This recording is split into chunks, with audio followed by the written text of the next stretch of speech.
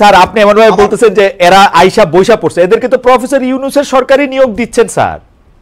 Professor Yunus তো একজন মানুষ, এটা আরো বহু মানুষ আছে। এখন কথা হচ্ছে আমার বিশ্ববিদ্যালয় নিয়ে আমরা খুব ভাবিত স্যার আপনি কিন্তু আমার না, আমি একটু বলি আমার প্রাইমারি স্কুল হাই স্কুলের কি অবস্থা চলছে এই জিনিসটা কি আমরা দেখতে পাচ্ছি? হাই স্কুলগুলোতে কিন্তু শিক্ষক নাই স্যার। এখন তো মুশকিল। শতবার স্যার এইসব বিষয়ে আপনার কোর্ট আমি নিছি, শতবার এইসব বিষয়ে জনাব আলী মজুমদারকে আমি পড়ছি। এখন তো স্যার আপনারা ড্রাইভিং সিটে, এই এই এই জিনিস এখন আর আপনি কারে বলবেন? ঠিক আছে, আমি বলছি, আমাকে বলতে দেন। জি জি জি জি জি জি জি বলেন, জি বলেন। যে কথা বলছেন জি, এর ধারাবাহিকতায় আমি বলছি, আমি যেটা দিয়ে শুরু করেছিলাম যে আমরা যে ধ্বংসস্তূপের উপরে দাঁড়িয়ে কাজ শুরু করেছিলাম, 2-3টার দিকে আমি বলি নাই। যেমন আমাদের প্রধান 2টা খাত, স্বাস্থ্যে আর একটা শিক্ষা। বিশ্ববিদ্যালয়গুলির আগের ভাইস চ্যান্সেলররা হয়তো পালিয়ে গেছেন অথবা আসছেন না, অথবা পদত্যাগ করেছেন, বিধ্বস্ত ছিল। শিক্ষা, স্বাস্থ্য, এখানে বিভিন্ন প্রতিষ্ঠানগুলি মানে হাসপাতালগুলির চিকিৎসকরা স্বাস্থ্যসেবা চালিয়ে যাওয়ার চেষ্টা করেছেন নিঃসন্দেহে, এমনকি আন্দোলনের সময় তারা চালিয়ে গেছেন। কিন্তু যারা পরিচালনার দায়িত্ব ছিলেন, প্রধান দায়িত্বে ছিলেন, প্রিন্সিপাল হোক, ডাইরেক্টর হোক, যাই হোক, এখানে দেখা যাচ্ছেন তাকে সরিয়ে দিয়ে অন্য কেউ বসে পড়ছেন। এই 2টা খাতে ডিসিপ্লিন আনার জন্য কিন্তু আমাদেরকে প্রচুর পরিশ্রম করতে হয়েছে, স্বাস্থ্য এবং শিক্ষা খাতে। এবং শিক্ষা খাতে ডক্টর তোফায়েল আহমেদ যেটা বলেছেন যে এখানে ডক্টর ওয়াহিদুদ্দিন মাহমুদের মতো অত্যন্ত প্রাজ্ঞ এবং সচেতন ব্যক্তি এখানে আছেন। ভুলভ্রান্তি ওনার হতে পারে না এমন কথা আমি বলবো না, হতে পারে, হলে সংশোধন করা হবে, সেখানে করা হবে। কিন্তু কথাটা হচ্ছে এই জিনিসগুলো তো ছিল না, টোটালি তো নিশ্চিহ্ন হয়ে গেছিল। শিক্ষা প্রতিষ্ঠান এবং স্বাস্থ্যসেবা প্রতিষ্ঠানগুলির প্রশাসনিক কাঠামো নিশ্চিহ্ন হয়ে গেছিল। এটা দাঁড় করাইতে গিয়ে সরকারকে কিন্তু অনেক সময় নষ্ট হয়। এবং পাশাপাশি কিছু লোক এই প্রত্যাশাটা এমন বেশিভাবে ডেভেলপ করে যে আজকে আমার সব দাবি আদায় করতে হবে, তখন রীতিমতো হবে। স্যার এটা সহজ কথা আপনারা জিজ্ঞেস করি। একটা তো হচ্ছে যে আওয়ামী লীগ সবগুলি প্রতিষ্ঠানের ধ্বংস করে সবগুলি প্রতিষ্ঠানে এমন এক জায়গায় নিয়ে গেছিল যে এদের আসলে না পালার উপায় ছিল না। মানে এটা প্রফেসর তোফায়েল আহমেদ ঠিক কথাই বলছেন, বাইতুল কারমের মুফতি থেকে শুরু করে প্রধানমন্ত্রী থেকে শুরু করে সব পালাই গেছে, শিক্ষক এই ভাইস চ্যান্সেলরগুলিও পালাই গেছে। কিন্তু স্যার মাঝামাঝি কিছু লোকও তো ছিল। এখন আপনি vice chancellor, pro vice chancellor, proctor, আপনি বাইচ্ছা এসে লোক নিয়োগ দিবেন যেটা আরেকটা এক্সট্রিম রাজনৈতিক মতাদর্শের লোক বা তাদের ধরন, মানে একই রকম ভাবে মাঝার কোনো লোক নাই পৃথিবীতে। না, আমি সে সম্পর্কে আমি তাদের সম্পর্কে আমি কোনো মন্তব্য করব না। এটা যেহেতু এখানে অত্যন্ত দক্ষ এবং অভিজ্ঞ একজন উপদেষ্টা এখানে আছেন এবং সচিবও দেওয়া হয়েছিল, এখানে আজকে যিনি ক্যাবিনেট সচিব আছেন তাকে কিন্তু আমরা ওখানে শিক্ষা মন্ত্রণালয় দিয়েছিলাম। তো সেই ক্ষেত্রে এই যে নিয়োগ প্রক্রিয়াতে সকল দ্রুততার সাথে যেহেতু কাজগুলি করতে হয়েছে, এখানে ভুল হতে পারে। আমিও যে কাজগুলি, আমি কিন্তু প্রথম উপদেষ্টা যেদিন আমাকে ডেকে আনেন এবং কাজ করার জন্য দায়িত্ব দেন, আমি বলেছিলাম স্যার এই কাজগুলি যেহেতু দ্রুত করতে হবে, কিছু ভুল হতে পারে, ভুল হলে সংশোধন করবো। ঠিক তেমন ভাবে কিছু তখনও কিন্তু আমি যখন ভুল হয়েছে সংশোধন করেছি। এই ক্ষেত্রে আজকেও যাদের নিয়োগ দেওয়া হয়েছে সেই ক্ষেত্রে কোনোটা যদি যথাযথ না হয়ে থাকে মানে সে সংশোধন করতে হবে, সংশোধন করা হবে, এ করে সে করা যায়। কিন্তু কাঠামোগুলি ভেঙে পড়েছিল, এগুলিকে দাঁড় করানো হয়েছে। আর এস ওয়েল এস যেটা বলছেন রাজনীতি বিরাজনীতিকরণ করা, যেটা এটা রাজনীতিবিদদের অঙ্গীকার ছাড়া এগুলি টোটালি।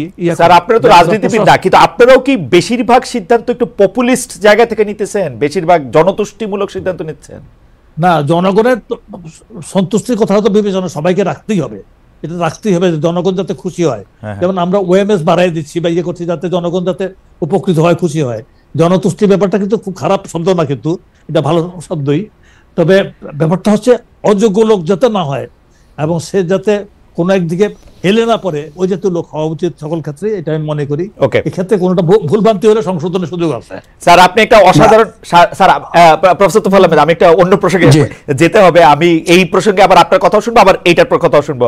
যে আপনি একটা অসাধারণ, আপনার কথা দিয়ে একটা হেডলাইন হয়েছিল যেটা আমার কাছে খুব পছন্দ হয়েছিল পত্রপত্রিকায়।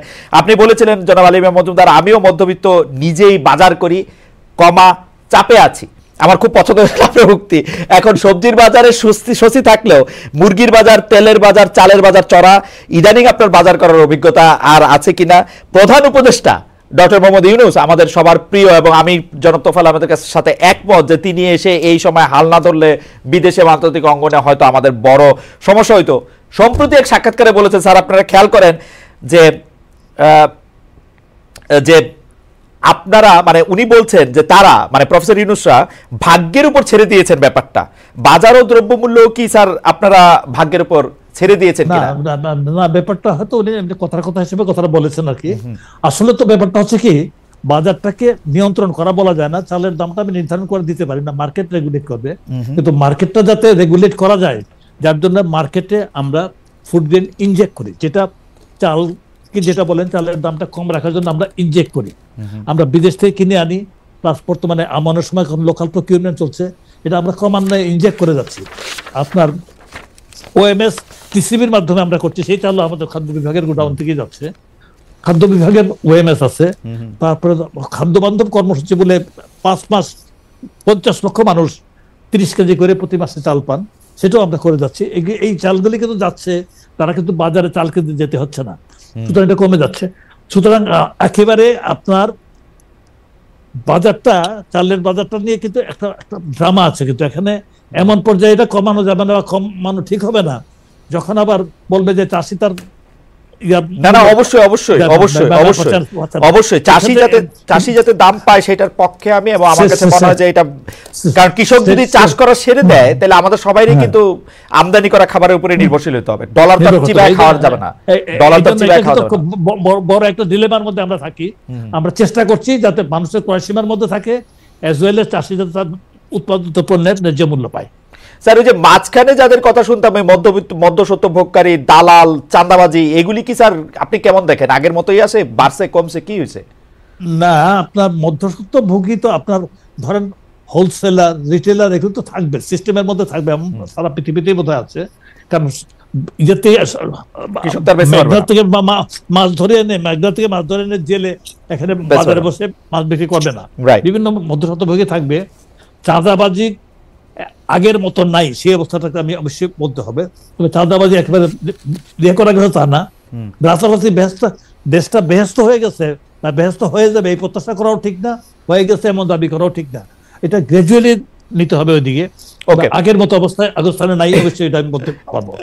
আমি একটু জনাব তোফায়েল আমাদের কাছে একটু জানতে চাই যে বাজার পরিস্থিতি আপনি কেমন দেখতেছেন? আমি যতদূর জানি স্যার আপনিও মানে আপনি এখন আর মধ্যবিত্ত আছেন কিনা জানি না স্যার, সর্বশেষ আপনার সঙ্গে যখন দেখা হয়েছিল তখন আপনি মধ্যবিত্তই ছিলেন আমার মতো, এবং আমরা অনেক বিষয় আমাদের কমন। স্যার আপনার কাছে কি মনে হয়, মানে আমি মধ্যবিত্ত না নিম্নবিত্ত হয়ে গেছি বুঝেছেন? বাজারে স্যার এই সরকার একটা জি জি সরকারের কারণে না, এটা কারণ হচ্ছে গত সরকারের সময়ে আসলে আমি কোনো কাজকর্ম করতে পারিনি, কথাবার্তা বলেছি বলেই কাজকর্মের মধ্যে যে কাজকর্মগুলো আগে করতাম, ধরেন কনসালটেন্সি বলেন, টিচিং এর বিভিন্ন জায়গায়, যেমন আমার এরকম অনেক প্রতিষ্ঠান আমাকে নিতে চেয়েছে, সেটা বাধা পেয়েছে, নিতে পারে নাই, সুতরাং কাজকর্ম করতে পারিনি। জমার জগতে যা ছিল এগুলো ব্যাংকে খাচ্ছি, কিছু জমি বিক্রি করে খাচ্ছি, এই অবস্থার মধ্যে এখনো আছে। কিন্তু এখন আমি কোনো চাকরি বাকরি করছি না, এখন যে কাজ করছি এগুলোতে কোনো বেতন ভাতা পাইনি বা নিতে চাই, খুব একটা নেওয়ারও আগ্রহ আমার নাই। তো যাই হোক, আমি এখন মধ্যবিত্ত না নিম্নবিত্ত। বাজারে গেলে এখন অসুবিধা আরো বেশি হচ্ছে, হ্যাঁ, যেটা সামাল দিচ্ছে, কম বাজার করি, কম খাই। এমনিতে ডায়াবেটিকের কারণ, অসুখের কারণে এমনিতে কম খাওয়া লাগে, আমার বাজার বেশি করা লাগে না। আমার 1 কেজি তেলে আমার মাস চলে, 1 লিটার তেলে আমার মাস চলে। স্যার তবু আওয়ামী লীগের বাণিজ্য উপদেষ্টাদের মতো, বাণিজ্য মন্ত্রীর মতো আপনি বলেন নাই যে কম খান, কারণ তাদেরকে আমরা